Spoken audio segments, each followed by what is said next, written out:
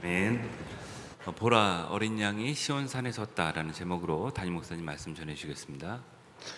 길과 진리와 생명 되신 예수 그리스도가 저와 여러분과 함께 있기를 주님의 이름으로 축원합니다. 우리 호산나 찬양대 찬양으로 여기 생명이 넘치는 것 같아요. 만약 주님이 지금 저 위에서 우리 가정을 또 우리 교회를 이렇게 싹 바라보신다면 우리 주님이 서 계실까요? 앉아 계실까요? 서 계실까요? 앉아 계실까요? 서 계신다고 말하는 분이 조금 더 많은 것 같아요. 지금 여러분의 자녀가 그 올림픽 100m 결승전을 하고 있어요. 여러분이 응원하는데 여러분 서 있을 거예요? 앉아 있을 거예요? 네, 서 있을 거죠. 좀 현실적으로 서울시장배 태권도 50kg 결승에 여러분의 자녀가 시합하는데 상대가 완전히 커요. 여러분 서서 응원할 거예요? 일어서서 응원할 거예요? 예, 우리는 일어서서 응원합니다. 같은 이유입니다. 우리 1절 보실까요? 오늘 가장 중요한 본문 1절 말씀 앞부분만 함께 선포하겠습니다.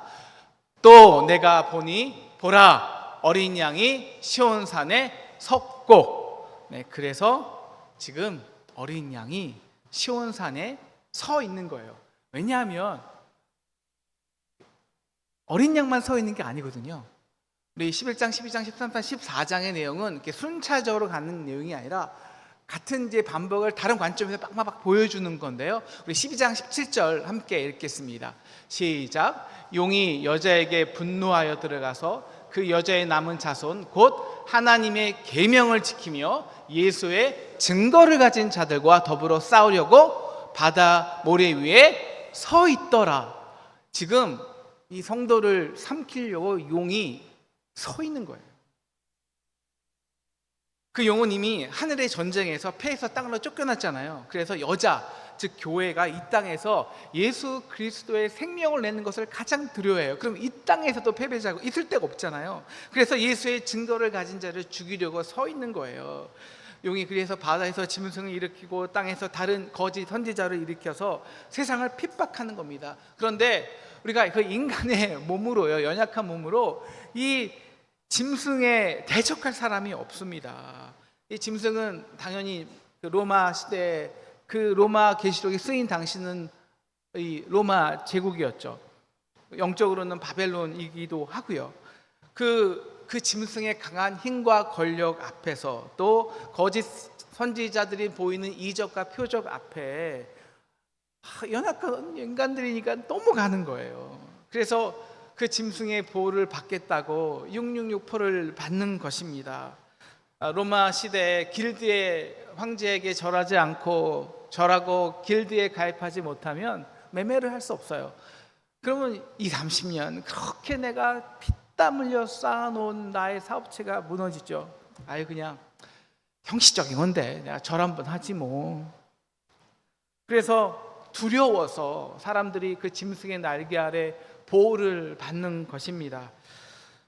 땅에 쫓겨난 용이요, 이 짐승으로 예수를 낳지 못하게 큰 바다에 짐승이 일으켜 파도와 풍랑을 일으켜 삼키려 하잖아요. 근데 그 기간이 3년 반 혹은 한때 두때 반 혹은 1260일 혹은 42달 성도가 핍박받는 기간인데요. 여러분, 그래서 우리 7장에서 이미 배워보았는데 7장 13절에 한 장로가 그 14만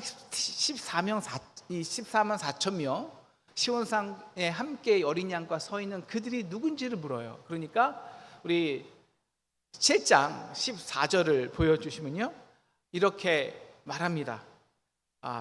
큰 환난에서 나오는 자들인데 어린 양의 피에 그 옷을 씻어 피게 하였다.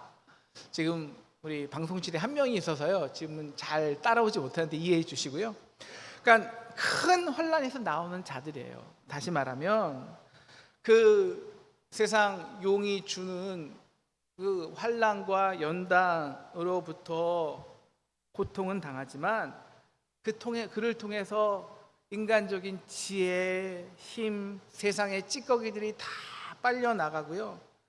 이 연약하고 죄인을 위해서 사자이신 그리스도가 어린 양이 되신 그 십자가의 은혜가 머리부터 발끝까지 충만한 거예요. 이게 흰옷 입은 완전한 은혜만 있는 흰옷 입은 자들이에요.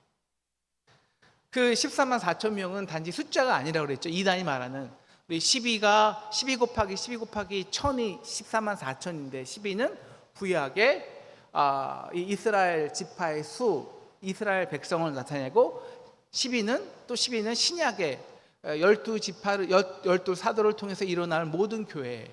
그러니까 신약의 모든 성도들과 더불어 허다한 1000이라는 숫자는 유다 이스라엘 백성에게 허다한 무리거든요. 그러니까 허다한 주님을 믿는 백성들이 결국 하나님께서 그들을 구원하시겠다는 거예요. 그 모든 무리를 하나도 빠짐없이. 그래서 어린 양이 서 있고 그 옆에 13만 4천 명이 함께 서 있는 겁니다. 묶여 있는 거예요. 그런데 우리가 보면 진정한 통치 그리고 진정한 주권 있잖아요. 보좌는요 일어서 있는 게 아니라 앉아 있는 거예요. 그래서 요한계시록 5장 13절에 보면 이런 노래, 우리 다 아는 노래잖아요. 보좌에 앉으신 이와 어린 양께 찬송과 존귀와 영광과 능력을. 보좌에 앉으세요. 여러분, 왕이 절대 권력자가 왜 언제 일어서 있습니까? 앉아 있지, 위험 있게. 그런데 오늘 어린 양은 서 있는 거예요. 서 있는 거예요. 왜냐하면 우리 요한계시록에서의 그 시제는요 어제도 계셨고 이제도 계시고 장차 오실 전능자예요.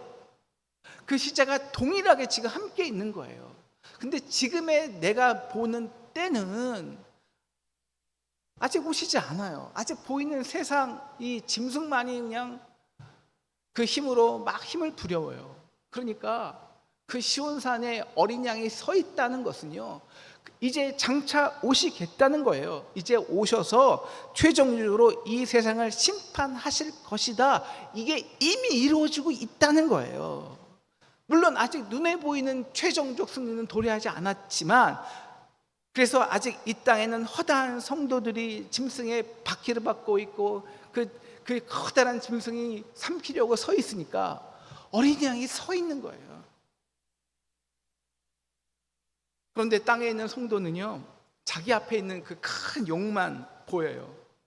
그렇잖아요. 우리가 문제 앞에 있으면 문제만 보이지 그 문제 뒤에 있는 하나님의 놀라운 은혜와 경륜은 보지 못하잖아요. 저 시온산에 서 있는 어린 양을 보지 못해요. 그래서 어린 양이 서 있는 거예요. 응원하는 거예요. 야, 내가 역사의 최종적 승리자로 올 거라고. 이미 그 승리가 이루어지고 있다고. 그러니까 나를 봐. 내가 이렇게 서 있잖아. 너희를 위해서 위로하고 기도하고 중보하고 있다고. 너희를 위해서 일하고 있어. 전에만 있었지 않고 지금도 너희를 위해 함께 고난받고 그렇게 함께 아파하고 있다고. 십자가에서 그렇게 함께 못 박히고 있다고. 그런데 그게 끝이 아니라고. 지금 내가 이미 그 승리를 이루어 놓고 이렇게 서 있다고. 산자와 죽은 자를 심판하기 위해서. 그 예수 어린 양과 함께 14만 4천 명이 서 있는 거예요. 그래서 한 절 그들이 하는 게 뭐냐면, 이게 오늘 말씀의 핵심인데요, 3절을 보여주시면 새 노래를 배워요. 새 노래를 불러요. 근데 이 새 노래는요 14만 4천 밖에는 능히 이 노래를 배울 자가 없어요. 우리 나중에 나옵니다. 우리가 어떻게 용이 바다에 큰 풍랑을 내요 우리를 삼키려는 상황에서도 넉넉하게 이 모라비디안 교인들처럼 넉넉히 승리의 노래를 부를 수 있을까요? 그래서 또 다른 천사가 보여주는 게 있어요. 우리 6절 함께 읽겠습니다. 6절 함께 읽겠어요. 시작. 또 보니 다른 천사가 공중에 날아가는데 땅에 거주하는 자들 곧 모든 민족과 종족과 방언과 백성에게 전할 영원한 복음을 가졌더라. 바로 이 영원한 복음입니다. 이 복음의 영원성이에요. 영원성. 이 영원한 복음의 영원성을 알기 위해서 이 복음의 시작을 우리가 좀 보아야 하는데요. 하나님께서 복음의 시작을 위해서 부르신 사람이 있었어요. 바로 아브라함이죠. 그래서 아브라함을 훈련시키다가 이 마지막 이 복음의 능력이죠. 복음을 테스트하기 위해서 그에게 주신 시험이 너 이제 이삭을 데리고 모리아 산으로 가서 네가 사랑하는 가장 아끼는 독자를 번제로 바치라는 거예요. 그런데 아브라함이 자기가 사랑하는 독자를 번제로 바쳤습니까? 안 바쳤습니까?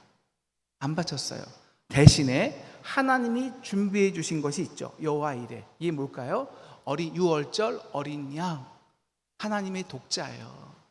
그러니까 아브라함의 테스트는 이거예요. 너 정말 하나님 경외해? 이거거든요. 야, 너만큼은 그 독자를 사랑하는 독자를 주어야 하는 아픔을 알잖아.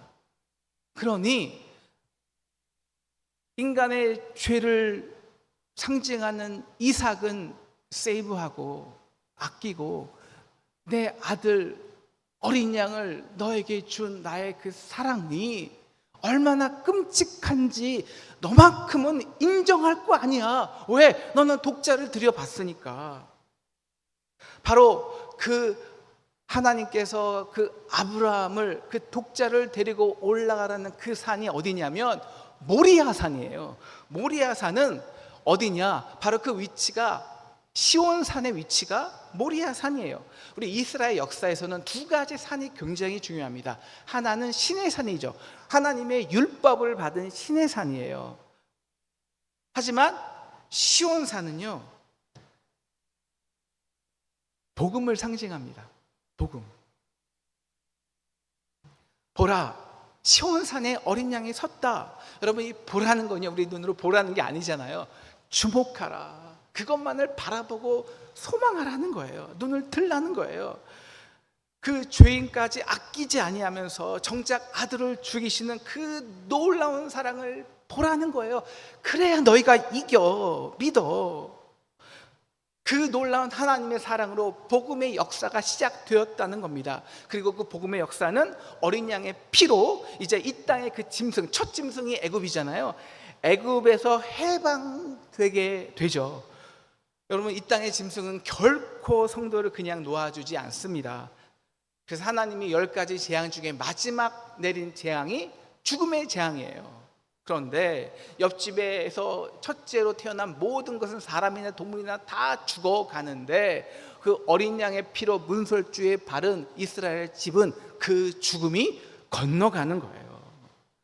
이것을 보고 그들이 이 믿음을 가지고 그 오랫동안 노예 백성에 있었던 것에서 그 어린 양의 피의 능력을 보고 빠져나가는 거예요.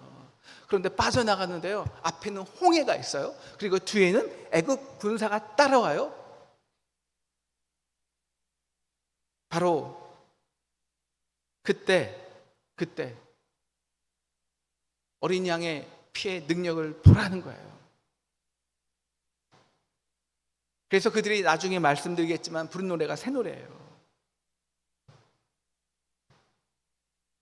너희를 구원하기 위해 나는 내 아들을 잡고 구원의 역사를 시작했어.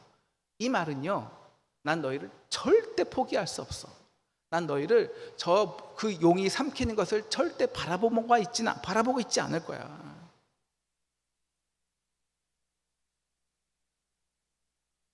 이 사랑을 인정해라는 거예요. 보라. 그래서 요한계시록을 쓴 요한은요, 요한복음을 시작할 때 1장 36절 예수를 보고 먼저 선포하는 거예요. 보라, 하나님의 어린 양이로다. 야, 내가 너희들을 포기할 수 있겠냐?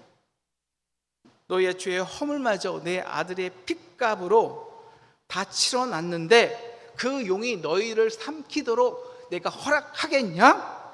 이 복음의 역사를 보라는 거예요. 저 시온을 보라는 거예요. 그래서 요한복음 3장 16절 말씀처럼 모세가 광야에서 뱀을 든 것 같이 인자도 들려야 하리니 왜 모든 사람들이 볼 수 있도록 보라 하나님이 세상을 이처럼 사랑하사 독생자를 주셨으니, 여러분 우리가 무엇을 시작할 때요 다 걸고 하는 것이 있습니다. 우리 결혼도 그래요. 다 걸고 하는 것입니다. 올인하는 거예요. 어떤 사람이 이 집은 꼭 사고 싶은 거예요. 그 집이 11억이에요. 근데 계약금을 10억 5천만 원을 계약을 해요. 무슨 뜻입니다? 무슨 뜻입니까? 나 이 집 절대 포기하지 않을 거야 라는 거예요. 이미 역사의 시작부터 어린 양이 그 복음의 산 시온산에 서 있는 거예요. 지금 내 앞에 너를 삼키려는 그 짐승이 보낸 풍랑을 두려워하지 말라고, 지금 어린 양이 시온산에 서 있다고, 결코 변하지 않을 복음을 우리에게 주셨다고. 그리고 7절 이렇게 선포하는 것입니다. 그가 큰 음성으로, 우리 7절 말씀 보여주세요. 그가 큰 음성으로 이르되 하나님을 두려워하며 그에게 영광을 돌리라. 그의 심판의 시간이 이르렀으니 너는 이 모든 것의 근원인 그 하나님을 좀 경외해 봐. 이게 보라는 거예요. 여러분 우리와 더불어 싸우자고 바다에 서 있는 이 용을 두려워하지 않을 수 있는 방법이 있습니다. 어떻게 해요? 바로 하나님을 두려워할 때요, 만물의 근원인 하나님을 경배하고 영광 돌릴 때라는 거예요. 그래서 누가복음 12장 5절에 예수님이 이렇게 말씀하시죠. 마땅히 두려워할 자를 내가 너에게 보이리니 곧 죽은 후에 또한 지옥에 던져 넣을 권세 있는 그를 두려워하라. 내가 참으로 너희에게 이르노니 그를 두려워하라. 보라는 거는 두려워하라는 거예요. 여러분 우리가 왜 이 세상에서 이미 패한 그 짐승을 두려워하는지 아십니까? 그것은 오늘 영원성이 중요하다고 그랬잖아요. 우리의 생명이 영원할 것 같다고 착각하고 있기 때문입니다. 이게 우리의 봄이에요. 여러분 영원한 것은 어린 양이 보여주신 복음이지 내 생명, 육신의 생명이 아닙니다. 그런데 우리는 지금 기준의 나로 우리의 생명이 영원할 것 같은 거예요. 그 삶을 그 생명을 영원히 누려야 될 것 같이 생각을 해요. 그러면 지금 나의 생명을 좌지하는 그 조건들이 있잖아요. 재정, 건강, 집, 보험, 이런 것들이 너무너무 중요해 보이죠. 그 사단의 권세가 너무너무 두려운 거예요. 그런데 이 육신의 생명은 이 하나님의 영원한 복음의 역사에서는 찰나라는 거예요. 그래서 7절 그의 심판의 시간이 이르렀다. 중요한 것은 영원성이야. 여러분 우리가 뭐가 영원한 것 같으세요? 여러분 우리의 눈에 보이는 것 중에서요 영원한 것은 아무것도 없습니다. 특히 우리가 눈에 주목하는 것들이 있잖아요. 뭐 화려한 거, 우리의 눈을 끄는 거, 로마의 권력, 바벨론의 영화, 이건 영원한 것처럼 그때는 보이죠. 그래서 어쩔 수 없이 나도 이 영원성을 누리기 위해서는 그의 날개 아래 보호를 받아야 될 것 같은 착각에 빠지죠. 그래서 두 번째 천사가 지나가면서 8절을 선포하는 것입니다. 8절 또 다른 천사 곧 둘째가 그 뒤를 따라 말하되 무너졌도다 큰 성 바벨론이요 그 모든 나라에게 그의 음행으로 말미암아 진노의 포도주를 먹이던 자로다 하더라. 여러분 묵시문학에서 이 시온산은 새 예루살렘을 말하잖아요. 그런데 이 반대의 개념이 이 큰 음녀 바벨론은 바로 이 짐승을 말해요. 이 짐승. 그 음행함으로 진노의 포도주를 먹였다는 것은 바벨론이 보여주는 그 보이는 권력과 물질과 번역을 보면서 야 나도 그 안에 날개 아래에 들어가서 좀 혜택을 받으려 한다는 거예요. 이게 진노의 포도주를 먹인다는 거예요. 그런데 바벨론은 이미 무너진 거예요. 여러분 요한계시록이 전에도 계셨고 이제도 계셨고 장차 오실 전능왕으로 모든 역사를 통합한 그 순간 지금 눈에 보이는 모든 제국은, 모든 짐승은 이미 무너진 거예요. 바벨론은. 여러분, 첫 애굽 제국부터 아시리아, 페르시아, 헬라, 로마, 그다음에 몽골, 그 위에 있는 모든 파시즘, 모든 전체주의 중에서 무너지지 않을 것이 어디 있습니까? 다 지금도 이미 무너졌고 무너지고 있는 거예요. 그건 이미 결정된 거예요. 시제는 미리 완료예요. 우리가 아이들이요, 서로 이렇게 싸움을 시작할 때 너 죽었어 라고 싸움을 시작하잖아요. 맞은 이거예요. 이미 죽은 거예요. 그래서 시온 산에 어린 양이 섰을 때는 이미 바다 모래에 서 있던 그 용과 용이 부린 짐승은 이미 패배하고 죽은 거예요. 그러니까 보라는 거예요. 어린 양이 서 있다. 비록 너희 눈에는 집채만하게 보일지라도 두려워하지 말고 하나님을 두려워하고 만원의 근원이신 그분께 예배해, 찬양해, 영광을 돌려. 여러분, 우리 인간의 이 봄이 있잖아요. 봄. 인간이 본다는 것은요, 인간의 시선이거든요. 근데 인간의 그 시선은요, 언제나 자기 중심적이에요. 그래서 이거를 우리는 투시라고 해요. 혹은 퍼스펙티브, 관점이라고도 해요. 영어로는 I see, 나 이해해 라는 거예요. 근데 이 내가 이해했다는 것은 언제나 자기 중심적이라는 거예요. 그래서 자기 중심의 관점에서 모든 것들을 그 동일선에 놓고 이해하고 욕망합니다. 그래서 다 내가 이해하는 것처럼 다 생각하는 거예요. 마치 우리가 선글라스를 끼면 그 선글라스 생각을 모든 것을 똑같이 보잖아요. 이걸 좀 더 쉽게 말하면 이거예요. 우리가 20대는요, 내 젊음이 영원한 것 같아요. 왜? 내가 그 관점으로 사니까. 50대 때는요, 50대의 삶의 기준으로 내 삶을 어떻게 영원히 누릴까, 이게 걱정이고 고민이에요. 70대가 되면요, 그렇게 어떻게 내가 얻은 내 삶을 자녀에게 물려줄 수 있을까, 이게 우리의 관점이에요. 봄이에요. 여러분, 70대가 넘고 80대가 되잖아요. 여러분, 이제 10년이 넘으면 10년이에요. 심판의 시간이 이르는 겁니다. 근데 이게 인간의 시선에서는 안 보여요. 왜? 우리는 내 동일 선상에서 영원한 것, 동일한 것을 그것만 보니까. 우리가 80대가 되면요, 정말 내가 보여야 할 것은 단 하나예요. 내 삶이 내 육신의 삶으로 종말할지 끝나버릴지, 아니면 오늘 말씀처럼 정말 유황불에 갈지, 아니면 영원한 복음의 영화 속으로 들어가는지 딱 하나예요. 봐야 되는 게. 우리 이어령, 오늘 말씀을 묵상하면서 제가 이어령 선생님의 마지막 인터뷰를 봤어요. 유튜브를 봤는데 이어령 선생님이 이렇게 말씀하시더라고요.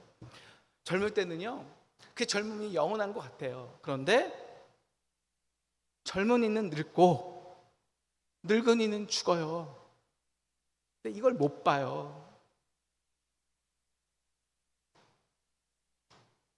그렇게 지금 나의 삶이 영원할 것 같다고 해서, 이게 인간의 봄인데, 투시인데, 그래서 지금 보이는 그 바벨론이 주는 혜택을 받으면, 그래서 9절 이마에 나 손에 짐승의 표를 받고 10절 진노의 포도주를 먹으면 그 순간 우리의 육체성은 편할 수는 있어요.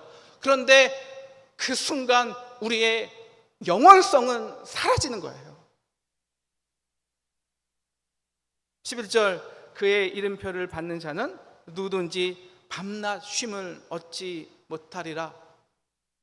옛날에 제가 어떤 교수님의 간증을 들은 적이 있는데요, 옛날에 이제 교수가 되려면 뭐 다 그런 대학은 아니지만 많은 대학이 발전기금이라는 걸 내야 됐어요. 불법이죠. 그런데 어쩔 수 없이 그 교수님이 발전기금을 낸 거예요.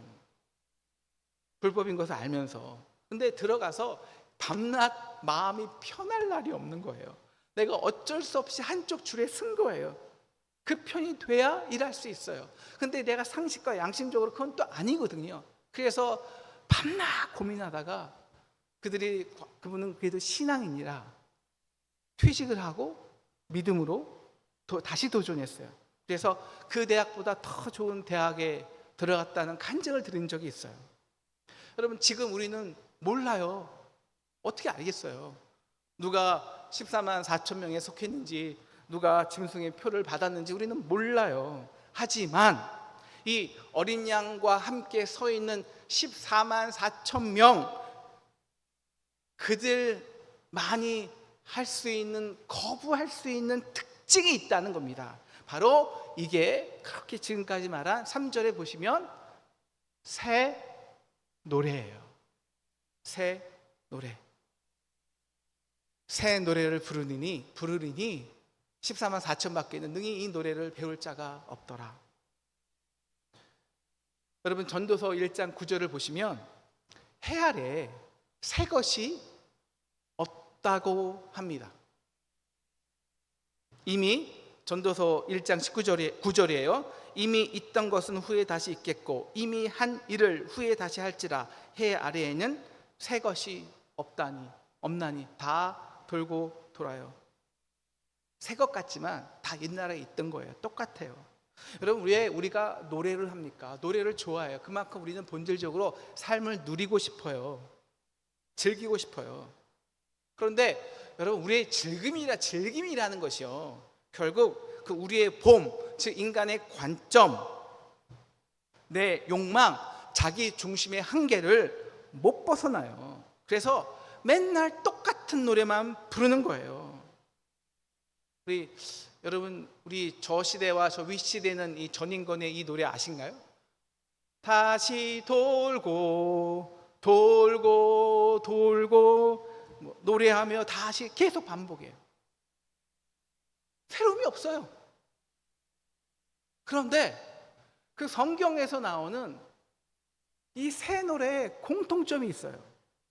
뭐냐면 우리가 기대하지 않고 예측하지 않았던 그 뻔한, 그 우리 관점에 동일한 것을 벗어난 진짜 전능한 하나님의 놀라운 손, 그 역사를 경험하는 거예요. 그래서 인간의 봄, 이해, 관점, 그리고 세상이 보여주는 돈과 권력의 질서를 뛰어넘는 하나님의 놀라운 것을 경험해요. 그래서 어쩔 수 없이 노래를 불러요. 경탄하며. 이게 새 노래예요. 주의 말씀 의지하여 우리가 깊은 곳에, 뻔히 아는 그것이 아니라 깊은 곳에 금을 던져 오늘 그가 놀라운 일을 이루시는 것을 보라. 이것이 새 노래예요. 아까 이 어린 양의 보혈의 피를 경험한 사람들이 담대히 애굽에서 빠져나오잖아요. 근데 앞에 홍해가 있어요. 뒤에는 누가 따라와요? 애굽 군사가 따라와요. 이제 다 죽겠어요. 앞에도 집채만한 바다가 있고 뒤에도 감당할 수 없는 적들이 쳐들어 우리 뒤에 몰려옵니다. 바로 그때 홍해가 갈라져요. 그리고 자기들이 건너가자마자 그 집채만한 서 있는 파도가 자기를 따라오는 애굽의 군사들, 짐승의 군사들을 완전히 다 덮어버려요. 그때 부르는 것이 새 노래예요. 사랑하는 상동 성도 여러분, 우리는 지금 새 노래를 부르고 있습니까? 14만 4천 명,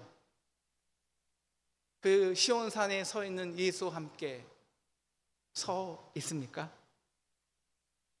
아니면 우리가 매일 부르는 노래가요, 맨날 같은 노래예요. 또 그 타령이야? 또 그 이야기야? 그 이야기야? 우리가 이렇게 싸우면은요, 부부 싸움하면요, 결국 똑같은 문제예요. 또 그 얘기야? 이렇게 지겨운 돌림 노래만 부르고 있습니까? 시온산에 어린 양이 서 있어요. 우리에게 영원한 복음이 이미 주어졌다고요. 젊은이는 늙고 늙은이는 죽는다고 말했던 이어령 선생님이요, 그 딸을 통해서 예수를 만났어요.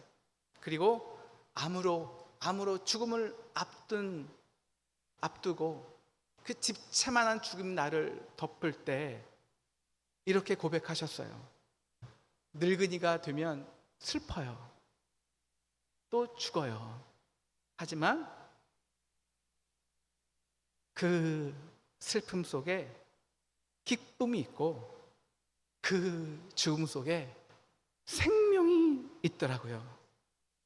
그래서 저는요, 예수님의 그 옷자락의 끝부분, 그 끝부분을 만지고 싶어요. 그게 너무 행복해요.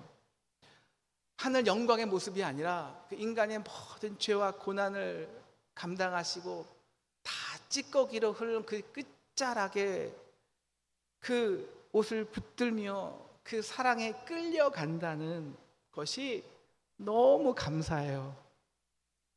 그렇게 은혜로 죽음에서 승리하는 거예요. 그렇게 죽음 가운데 생명을 누리는 거예요. 보라, 어린 양이 시온산에 서 있다. 보기에는 사자지만 죽임당한 어린 양이 이 땅의 그 지긋지긋한, 우리가 두려워하는 이 땅의 모든 땅의 권세를 최종적으로 심판해요.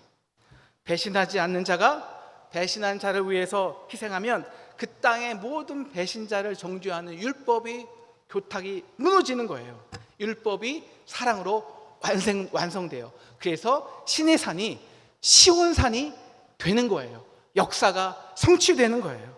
사랑하는 상동 성도 여러분, 지금 여러분 앞에 여러분을 삼키려는 짐승이 있습니까? 서 있어요? 그 짐승이 일으킨 질병이라는, 가난이라는, 우울이라는, 죽음이라는 집채만한 파도가 여러분을 삼키려 하고 있습니까? 보십시오. 눈을 들어 보십시오. 어린 양이 서 있습니다. 보라, 조금만 더 버텨. 힘내. 너에게는 최종적 승리가 주어졌다고 기도만 하면 돼. 버티고 말씀으로 끝까지 순종만 하면 돼. 버티면 돼. 보라, 보라. 우리 마지막 12절 말씀 함께 크게 읽고 아멘하고 말씀을 마치도록 하겠습니다. 시작. 성도들의 인내가 여기 있나니 그들은 하나님의 계명과 예수에 대한 믿음을 지키는 자니라. 아멘. 오늘 말씀 묵상하면서 우리 함께 괴로울 때 주님 얼굴 보라 함께 찬양하겠습니다.